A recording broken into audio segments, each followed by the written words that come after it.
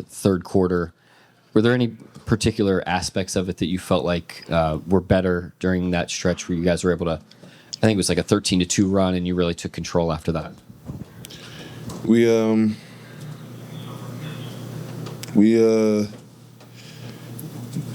made them play like, we call it Plan B.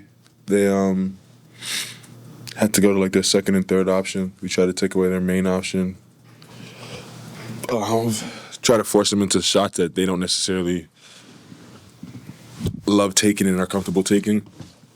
We call that like a Plan B possession or Plan B game. And we did a really good job of that second half of the third and into the fourth quarter. He was also saying you were either off it immediately or on the gas if you felt like you had the matchup and mismatch. I mean, is that at this point for you totally instant when you got maybe a minus defender on you to just go versus if you see something that makes you feel like you got to get off the ball? Yeah, we're successful offensively when all of us, not just myself, are aggressive within matchups and moving the ball early and often. Those two things are like our identity, I guess you can say, especially for the ball handlers of the group. We're at our best when we're playing downhill, fast, and moving the ball. Shai, there was a three Dub took in that fourth quarter. I mean, he hit a bunch of threes, but there was one on the second chance where he was like kind of like already backpedaling to go the other way, but he catches it and he instantly fires it. I don't know that that's a shot he would have taken often last year. Just what strides did you see him maybe take in the summer to have more confidence in that quick trigger type shot? Yeah, he's getting better. He puts the work in. He wants to be better, and we're seeing him blossom before our eyes. Nothing surprised me with him. He does this night in and night out, and I've seen the work come to light. So I expect this from him. I expect that from him. And when he's that aggressive, whether the shots go in or out, it's easier for the rest of us to play. Obviously, with the gravity he has and the talent that he has, we need him in that mode 24/7. And Mark was in here saying that among bigs, that Isaiah is the best screener he's ever coached. He did mention you as the other non-big guy to be in that conversation. But is Isaiah the best screener you've ever played with? Yeah, I would say so.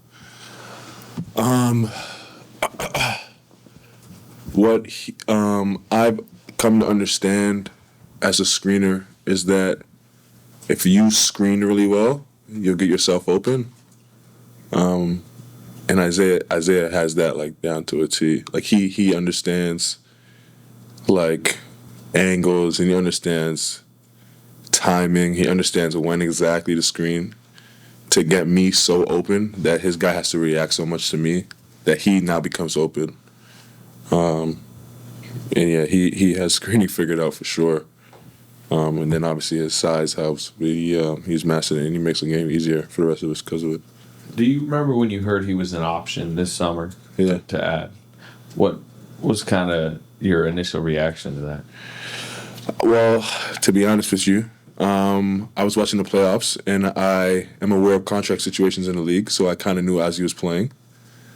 And then once I saw the Knicks make all those moves in the summertime without him involved, I was kind of like, But, he definitely proved himself in that playoff run, and towards the end of the season last year, he was big in their success, and will be a huge part in our success going forward. Did you make any calls, or were you at all, motivating the front office to get it done, considering what he kind of adds to you? No, I leave the front office stuff to Sam. I trust him really well, and obviously he reads minds, so I didn't have to say anything. What?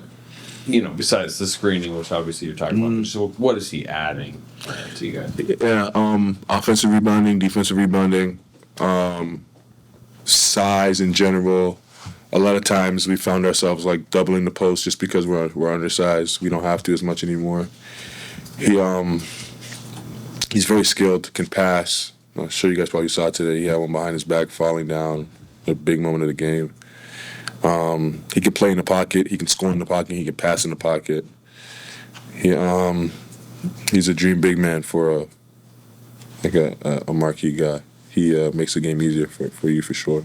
Shai, you just mentioned about making the other teams play bigger. How did that play in, covering somebody like De'Aaron Fox? Because You said that again? I said making the other team what? play big Okay. early in your discussion. How did that play in, covering somebody like De'Aaron Fox? Because it looked like you guys was trying to make sure that you get the ball out of his hand. Yeah. Well, shout out Lou Dort. Did a great job tonight. Obviously, the world has been seeing what Fox has been doing to the league in the past couple of weeks. He's a hell of a player for sure. We have Lou Dort. He's the best defender, perimeter defender I've seen in a long time. And he does that at the highest level there is. And yeah, it was just obviously it takes more than just one guy. You got to show him a crowd. You have to be disciplined. You have to make him see bodies. But to be honest with you, Lou had a task tonight, and I think he did a really good job of it. He just mind not taking any shots. One thing he's focused on is defending that man who's been put up hot. Yeah, exactly. To speak to his sacrifice, he does whatever it takes for us to win. Some nights that I look like 15 shots for Lou. Some nights that I look like 2 shots for Lou. But regardless, he's gonna play his role. He's gonna defend the best player. And I think we were his minutes were like plus 20 something tonight. There's no coincidence. He changes the game, affects the game at a high level. Shai, you mentioned De'Aaron Fox, but with the addition of DeMar DeRozan, how does that impact how you guys approach playing or covering the Kings backcourt, kind of this new look that they have? Yeah. Not much different, to be honest. They play a certain style of basketball. It's very it's fast and it's like multiple actions, a lot of guys running around, and he just fits into the mix of that. So it just obviously he had a big night, but it felt like just another guy in their system. It didn't feel like we had to do anything outside of the norm to adjust to what they were doing. So I think he fits right in. It's not like it's a new element. It didn't feel like that to me. And one kind of non-game question, I'm not sure if you got to see Trey Lyles, but how do you just look back on getting to share that experience with him and with the whole team in the Olympics this summer? Yeah, it was cool. I didn't know Trey much before the experience, but I got to know him really well. Super good guy, obviously a talented basketball player. But yeah, it was definitely fun seeing him again in that whole experience. Joel, you got one more? Yeah. Last one. And talking about Isaiah, you said that you're aware of contract situations. Like to what degree is that? Like how much are you watching that throughout the league? Not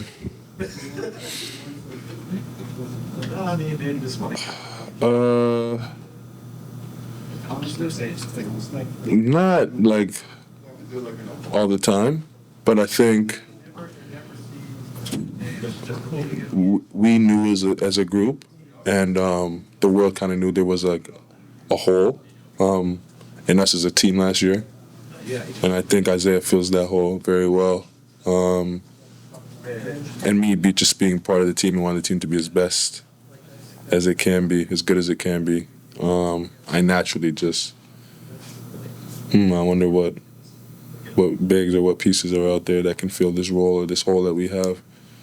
And like I said before, Sam did a really good job of filling it, and we're better because of it. Thank you, Shai. He had one more. Wait, you haven't won here in a while. Does it feel good to finally at least place the win? Yeah, I thought about that today before the game. Like coming into this building, I can't remember the last time I won. So it does feel really good tonight. Of course. Thank you. The defense in that third quarter seemed to really click into place, and you guys got that rhythm that you've really gotten comfortable with over the years. What changed in that third quarter that allowed you guys to get to that spot? Locking down on personnel. I think we had 4 days off, which is kind of like rare. So I think some of that too was just like rustiness of like just not playing games. So I think we kind of found our rhythm a little bit offensively and defensively. And I think what's made us special all year is that when we are out of rhythm offensively, we can kind of lock in defensively and until our offense gets back on track. As Shai was just in here saying, a great screener doesn't just know how to free up the ball handler, but also gets himself open in the process, and that you really have that down. What's that been like for you over the course of your career to kind of find that, and how did you feel like you're impacting the game with that already here in OKC? I mean, I think I've had the luxury of playing with a lot of different guys. I mean, a lot of different ball handlers, from James Harden, Jalen Brunson, just like the Dub, Shai. So just playing with a lot of different guys. You kind of figure out how to adapt. I think every situation is different, and my job is just to make their lives easier. And so it's every game you're just trying to, kind of play chess with everybody. You just kind of try to figure out how to make their lives easier, how to adapt to the defense, and just kind of go from there. Tell me about that behind the back pass that you threw while you're falling down to the ground. I just knew Dub was there. I just knew Dub had me, so I just hoped and prayed he was going to be there, and he never lets me down. So I be cutting randomly. Yeah, so it was a good play. Y'all was already up in the fourth quarter, but you went on that one-man run when you hit 3 straight threes and you completed it with a dunk. When you in that type of rhythm and stuff, what goes through your mind, systematically, when you trying to heat it up on the offensive end? I think in order to do something like that, you have to generate good offense. So it's not like a lot of those threes were from our offense. It's not like I'm coming down and not passing and shooting threes. Like a lot of it was like just moving the ball, and I'm the benefactor of getting an open three, or you know what I mean, like being in rhythm. And when you have a talented group that likes to move the ball, it kind of opens up a lot of those easier looks. And I mean, just as far as a rhythm goes, it's just being ready to shoot, and obviously it feels good when the shots are going in, and but a lot of that's just kind of credit to the system and everybody trusting somebody else to make a play. So when you're hot like that, they're going to work the ball around and get it back to you. Yeah, for sure. And I think they also know that I'm not going to force a crazy shot up and try and get them open as well. So it's definitely a push and pull kind of relationship, and I think that's why our team is so special, because we look for the hot hand, and if the hand is hot, also can get off of it and find somebody else too. Yeah, one of those threes in the fourth, I think you were already trying to backpedal. It was a second chance, and you caught it. Mm-hmm. You were trailing into it, and quick trigger. You didn't even think about it. You were still moving. I don't know that you would have took that shot a year ago. Mark was just in here saying that, reflecting on your playoff experience, that you gained some comfortability, some confidence. Just what did you reflect on from the playoffs, and what kind of things did you look at to become more confident in shots like that? I think just not trying to play perfect. I feel like I'm good at a lot of things, and I think that was just one of the things was you can't make shots if you don't shoot them. So that was kind of just my biggest thing. I've always been able to shoot and make shots. So I think it also helps that Mark is one of the biggest people telling me to shoot the ball. So I think when you have kind of that belief system, it's given me a lot of confidence to go out there and shoot. But I think, just trusting the work that I put in, and, trying not to be setting myself up to just be perfect all night. Yeah, you mentioned this a couple of times now about, trying to avoid that chase of being perfect. I guess I don't want to box you in here, but then what kind of mode or archetype are you chasing in this league if you're trying to avoid being perfect? I think just playing through inconveniences that happen in a game, no matter what that be. And I think a lot of it is just not letting one miss affect all the other stuff that I can do, or if I'm having an off night offensively, I feel like I'm elite defensively. And I can do so many other things on the court. So I think that's what I mean by not trying to play perfect, is not letting certain things affect how I'm going to play or do stuff like that. Anybody else? Go ahead, Dell. Dub, I got to ask you about the jump ball. Created 2 points right there. I stole the tip. That was a clean one too. That was a clean one. win. Yeah. Shout out all the fives giving me advice. Shai was just in here saying that you're a perfect big for a marquee guy. Just I wonder, like, to flip that. What is it like playing off of ball handlers like Dub and Shai? It's been amazing. I mean, I feel like when you have two guys that can run the pick and roll as good as they do, but then also they're unselfish, I think that makes their lives easier too. They find the open man early when they're getting blitz. When I'm coming down, they make it easy to screen and go downhill.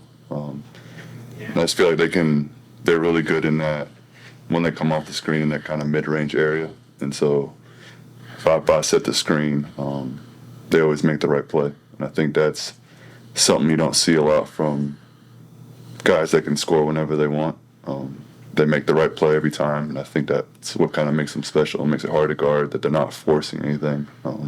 They make the easy play right away, and I think that's what makes them special, just playing with all the great pick and roll players I've played with. I feel like they do a great job of just getting off there early and not forcing things, but then they're offensively so talented they can still get to wherever they want to. So I think that's what makes it special to play with them. And you hear Dub talking about his development. I mean, it's early in his career. Just from seeing what you've already seen, like, what do you think he could be in this league? I mean, just playing with, I don't know, I've been in like 6-5 teams already right now. So, sky's the limit. I mean, just playing with so many superstars. He's unselfish, plays the right way, and defensively he's top notch. So just having a guy like that who still can get so much better, but still already is, to me, one of the top guys in the league. It's something special to see. Anybody else? Oh, thanks.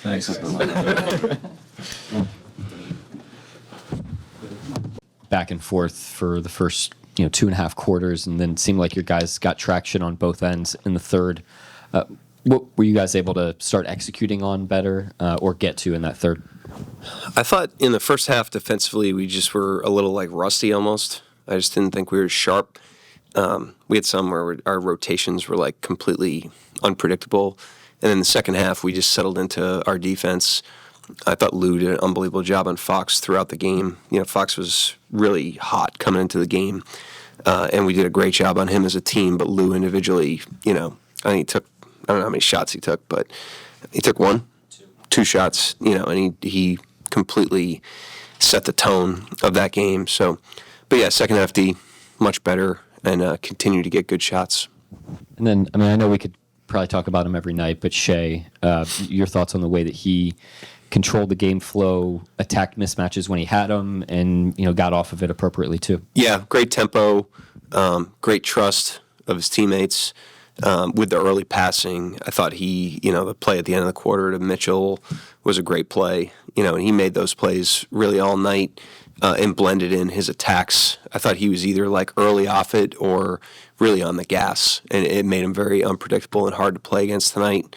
He's a great player every night, but I thought tonight he really had it going in all parts of his game. Coach Daigneault, Jalen Williams in that fourth quarter. You guys were already up 108 to 96, and he scored 3 straight threes, and then he got that dunk. It was just high-powered plays. Could you talk a little bit about him taking over and being that guy in that moment? He could do that offensively. He can shoot, and he can cut, he can attack, he can play with the ball in his hands. And that's just scrapes the surface of what he is as a player. That's why he's a great player. He does all those things and then completes it with the rest of his game, with his defense, his competitiveness, his team-oriented player, unbelievably versatile as he's been all year, and another really good game out of him. I thought in particular tonight he was on the gas. He really was punching gaps. He wasn't letting them off the hook with his driving game. Just a great blend, he and Shai both. I don't know if you would agree with this, but it felt like at least one of those shots in the threes he took in the fourth quarter was a shot that he wouldn't have taken last year. I'm thinking of the three he's like kind of trailing on the second chance, and he fires it. Yep. Just what have you seen from him as far as the circumstances that have maybe changed his shot selection and allow him to be, I don't know, more audacious or more confident in shots like that? Growth, work. I thought, like I said, coming out of or coming into this season, I thought everybody did a great job of reflecting on last season and the playoff experience, both against Dallas and New Orleans, looking internally at what we needed to get better at individually. And then there was a lot of horsepower behind that in the summertime, and he in particular had a great summer, worked really hard. He loves the gym, and he really expanded parts of his game, and that was one of them. So you're seeing him shoot the ball with a lot of confidence. It's made him even more potent and more efficient. It's opened up his driving, because you kind of have to choose your poison if you're going to try to go out and play him. Now it opens things up for him off the dribble. So I thought that was obviously on display tonight. And he talked in the preseason about wanting to be a perfect player. You mentioned the Dallas series, and the two of you's discussions about that series was hesitancy something that he talked about worrying about in that series? No, I wouldn't call it that, and I didn't have a ton of conversation. It was more just watching how those guys internalized last season, the whole season. Not just we had a great year as well, but they internalized it in a very self-reflective way. They looked in the mirror first individually. We all did. And then everybody went and got better in the summer, and then we've come back and plugged back into the team this season, and we're seeing evolved versions of our players. And I thought early it wasn't, any poor intentions. It was just like putting that all together takes a little time, and a little bit of chemistry. And I think we're starting to see the fruits of that, it's slowly but surely here. And I'm pretty sure Hartenstein's 14 shots tonight are the most he's taken any game in the NBA. Just what have you told him about what might be required from him as long as Chet's not around? It's not even Chet related. There's a lot there with him, and we have a lot of belief in him. And tonight, I thought his offense was really, on display tonight, because the screening is just so... He's so crafty, and he's so big and physical, and the combination of his intelligence with the screens and then the physicality just frees you up. So now those guards are flying downhill and putting the defense in a tough position, and then so now they start moving the big up to take away the guards, and now he's in the pocket, and it's like he's got the floater, he's got the passes. I didn't even think he was great in the pocket tonight, but I mean he's a dynamic 5-man in the NBA. How about that passing, though? I'm sure it's something you knew he could add coming in, but has it even surprised you? No, we've seen it before. I think what it does is it's like, it's a pick your poison proposition for the opponent when we're going good. And, you got to deal with Shai and Dub in the pick and roll game with advantages because of his screening, right? And now they try to take that out, and he's in the pocket, and you throw it there. And if you can burn teams, it's deflating, when they go and they take the ball out of somebody's hands, and then you're getting great shots. He found Dub on a cut. He found Dub on a three that he missed, late. But when you're watching that shot go up as the opponent, you're like not comfortable with that. And he presents those types of dilemmas for the defense, and that doesn't even talk about what he does defensively. Anybody else? We go to Stevie. Go Steve. Is it a benefit at all to start this tough road trip with a win to kind of help the guys going into the next game? It's always a benefit to win the game, but this is a challenging road trip. As we've said, that was a desperate team tonight. They came out sharp, probably sharper than us. It's a really, really tough place to win. I don't know when the last time we won here was. I don't know if I've ever coached at what time? 2020. Was I coaching? Thank God. It's a tough place to win, and a team that's obviously hungry. So yeah, we love the challenges. It's only going to make us better, and we have plenty of challenges coming up. So you go the last one, Joel. Is Hartenstein the best scorer you've coached? For big, yeah, for sure. Who's in your mind that's not big? Shai. He doesn't do it. I mean, he got Wiggins a layup tonight on the Cameron Williams pass. That's Shai. And a lot of that's like gravity. I mean, in terms of the craft of screening, yeah, he's the best guy I've coached. Do you have one, Gal? No. Okay.